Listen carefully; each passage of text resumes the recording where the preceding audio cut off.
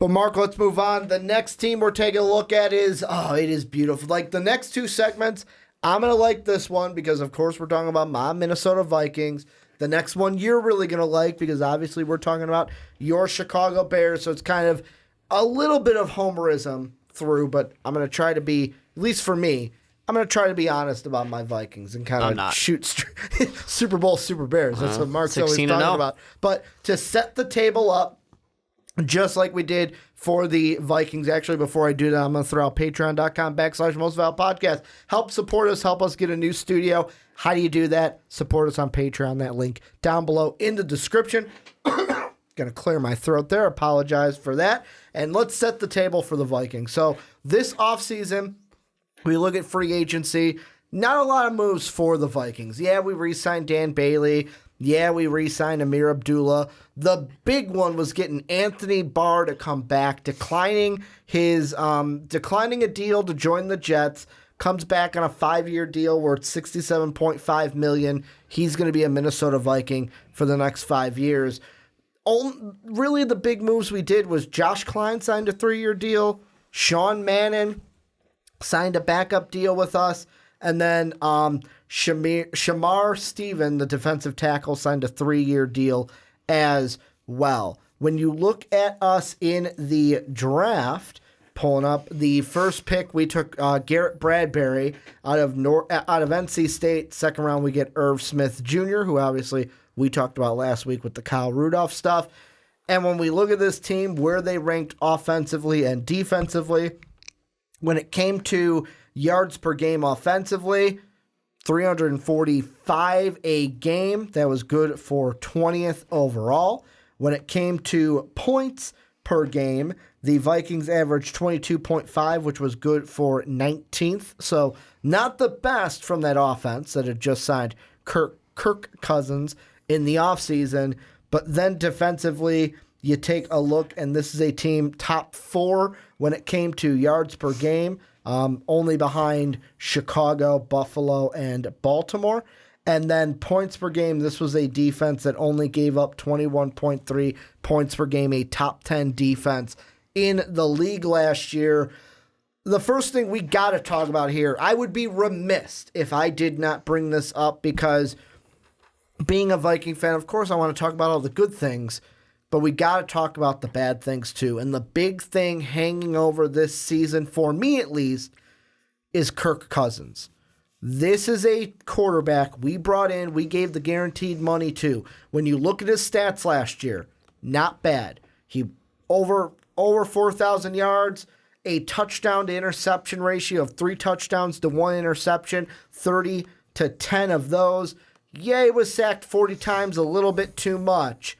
But the big thing for Kirk this season, you got to win the big game. You got to win the big game. And as we've talked about schedules already with the other two, playing the NFC East, playing the AFC West, playing this division, you're going to have a lot of big games this year against teams with winning records that Kirk Cousins has struggled with.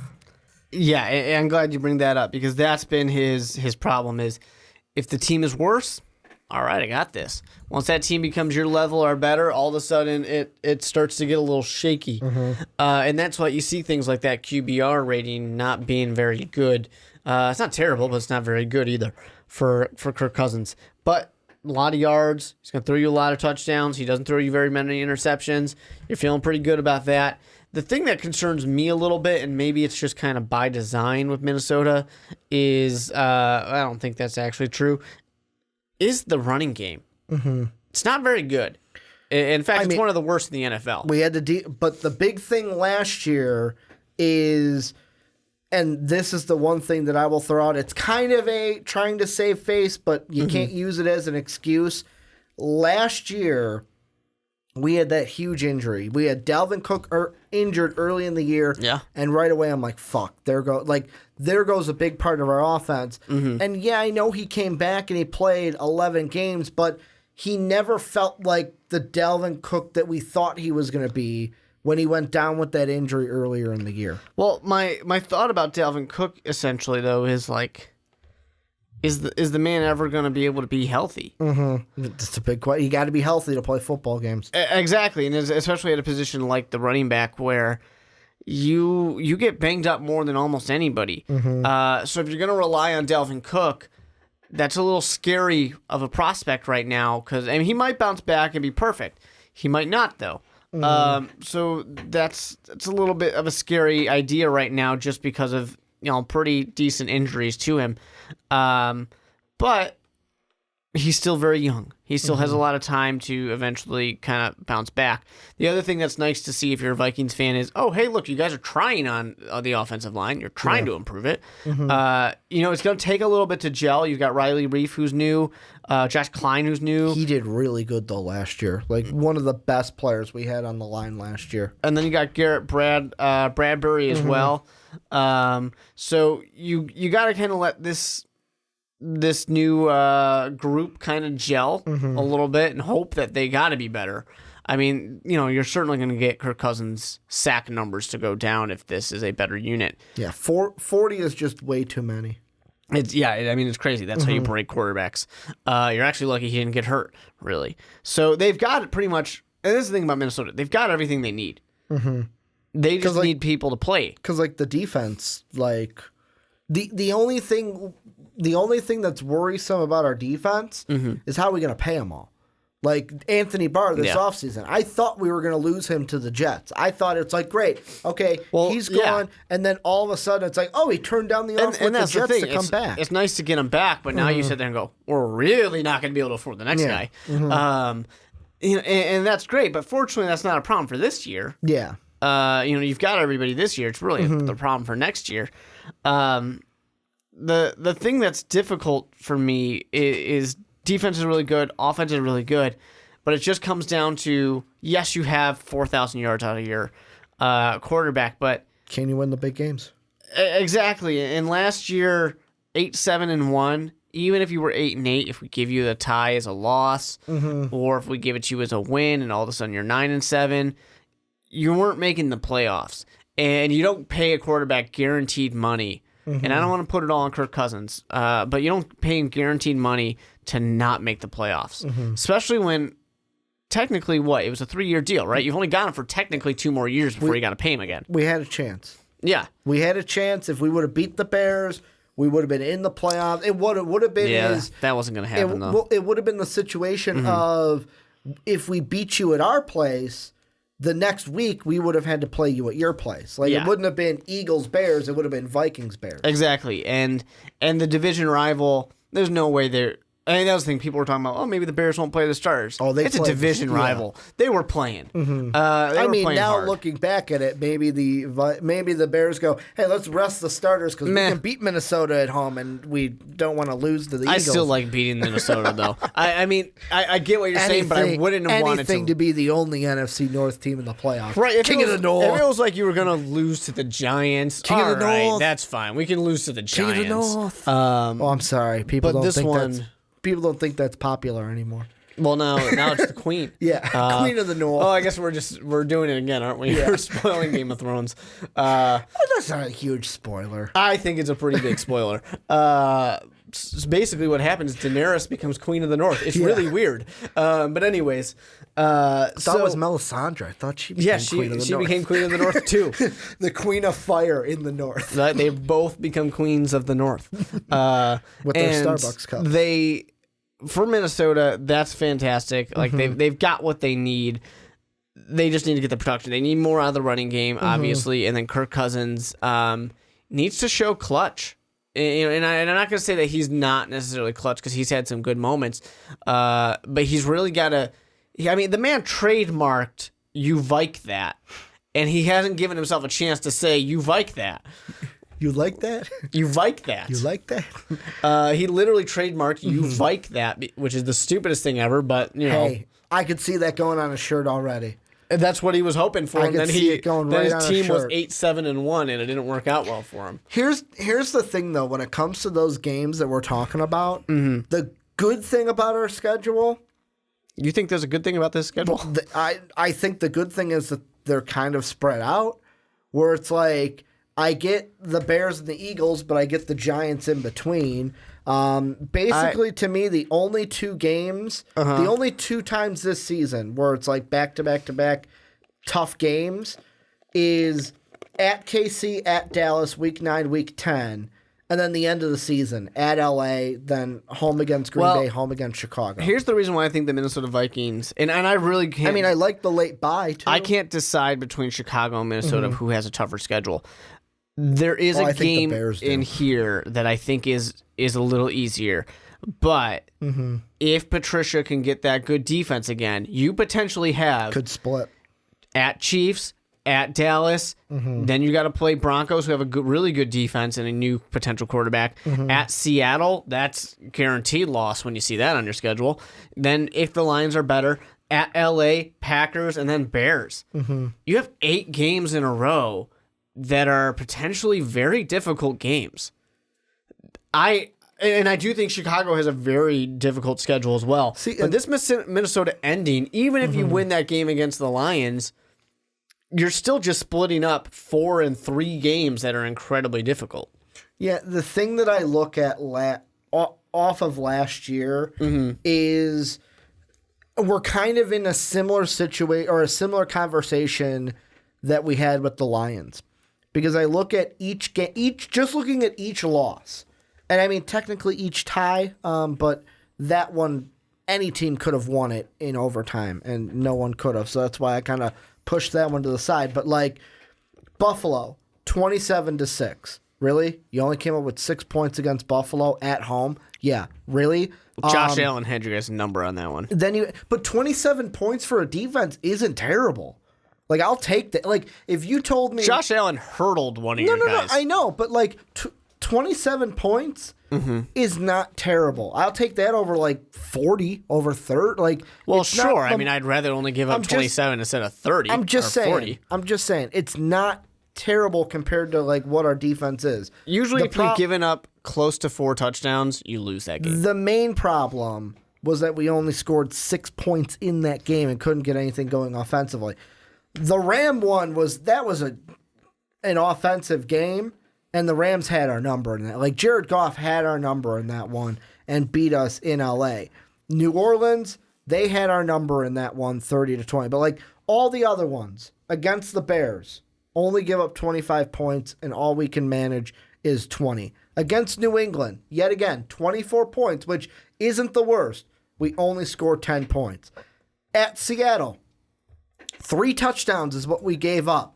We could only muster 7 points. And I know that game, I believe that was the one I was upset because they had the bullshit call while we were on offense that took away a touchdown for us that would have completely changed that game, but I'm not going to get into it now. I'm just going to mention it there and leave it there. Everybody gets one of those nowadays, it seems like. And then even like the last game at Chicago, 24 should not be anything where it's like, wow, the defense played bad. That is an okay score to give up 24 points. But you only scored 10 points. I felt like in most of our losses, it wasn't, hey, what didn't the defense do? It was, hey, what didn't the offense do? And how much of that, like, and that's the question. How much of it do you put on Kirk Cousins? Because I still remember the press conference after that Bears game. You look on Facebook and in the comments section of that live stream of that press conference with Kirk, it's like, well, he's saying the right things. He's like, it's kind of like it reminded me of like John Gross with Illinois, the head coach of the basketball team. I used to like John Gross. He was a nice guy.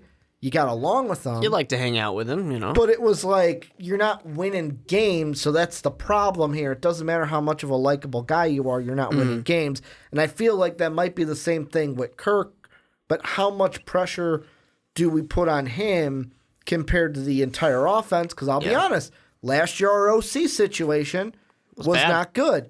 And if you're rotting at the head, the body ain't going to do much better. Yeah, which is very true. That he was not very good, but overall, I mean, I don't think that completely explains the running game being bad. And Kirk Cousins, the passing game was fine, but I also think that Adam Thielen had probably his best year ever. I also think in some of those games that were losses, though, I don't want to say you were expecting too much out of that offense. to score, more and more points. But at the same time, it's not the easiest for a team to go score 24 points. It's not the easiest for them to go score 30 points.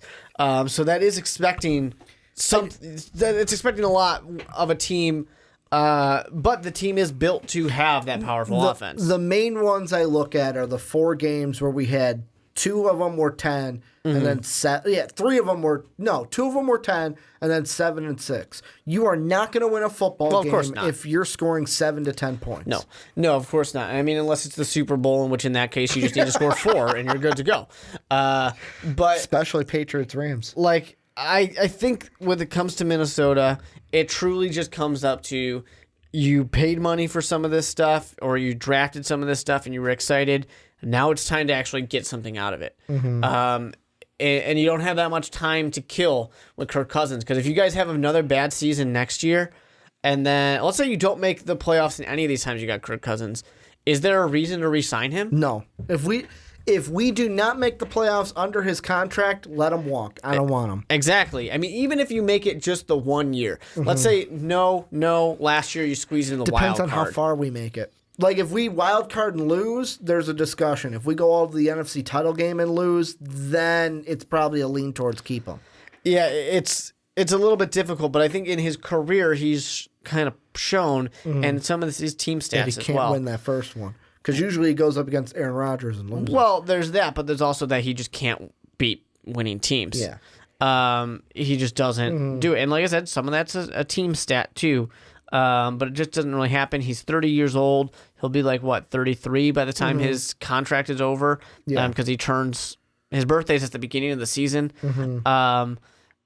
So it's interesting. It's an interesting future for Minnesota. I just thought of the thing that I think is going to be the big thing with Kirk this year is I was watching yesterday the repeat of Reggie Miller in the playoffs, where back in 95 he scored 8 points in 9 seconds.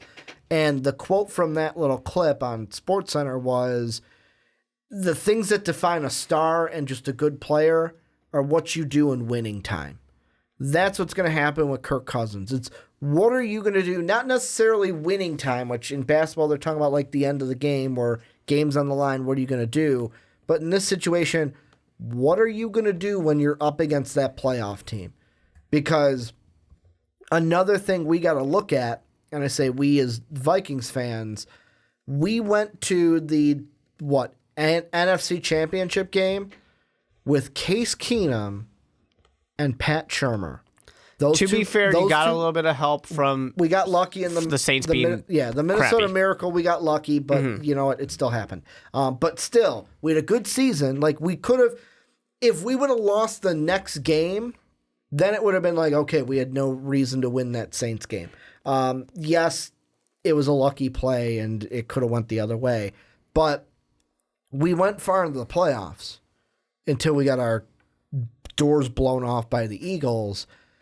But, I mean, we lose those two. It's ever since we lost those two guys, and I know it's only been one season, but we lose those two guys, and we kind of have, I know it wasn't a terrible season, but to me it was kind of a catastrophic season because this is a team that we expect to make, now that we have this defense, now that we have the team that Zimmer's built, we expect to make the playoffs. And when we don't make the playoffs now, it's kind of like the Packers, where it's okay, something is wrong and something needs to change. And I wonder if Kevin Stefanski is going to be enough because, last year he was the interim OC. He's been basically with the Vikings since, 2006? He's been the assistant to the head coach. He's been an assistant quarterbacks coach, a tight ends coach, running backs coach, quarterback coach, interim OC last year, and now he's the OC. I just look at that, and he took over after the loss to Seattle. Immediately after that, 41 points from our offense against Miami, 27-9 against Detroit, 24-10 against Chicago. What are we going to do against those winning teams this year? That's the question for the Vikings. I will ask you any final things we didn't talk about, anything about the schedule that we necessarily didn't Not hit that necessarily. you want I to. just think it's a very difficult schedule, just like I think the whole NFC North is a difficult schedule. A lot of times we'll sit here and be like, oh, we can totally have 3 teams from the NFC North get in there. This is not one of those years. They're going to beat each other up pretty well, and I think that all the schedules are just too difficult to where there's a chance we're lucky to see 2 teams from the NFC North get into the playoffs just because of how challenging the schedules are. Basically, it's like you want to go to the playoffs, win the division, because that's how you're getting in. But Viking fans, this is where we call on you. Let us know what you guys think down below in the comment section. I will throw out here, I had it post earlier in the corner above Mark. Well, it comes out above both of us, but I'll do it again now. If you have not checked out our discussion about Kyle Rudolph and his contract situation, go and check out that. That was a little great listen that we talked about on the podcast last week. But let us know what you guys think about this season coming up for the Minnesota Vikings down below.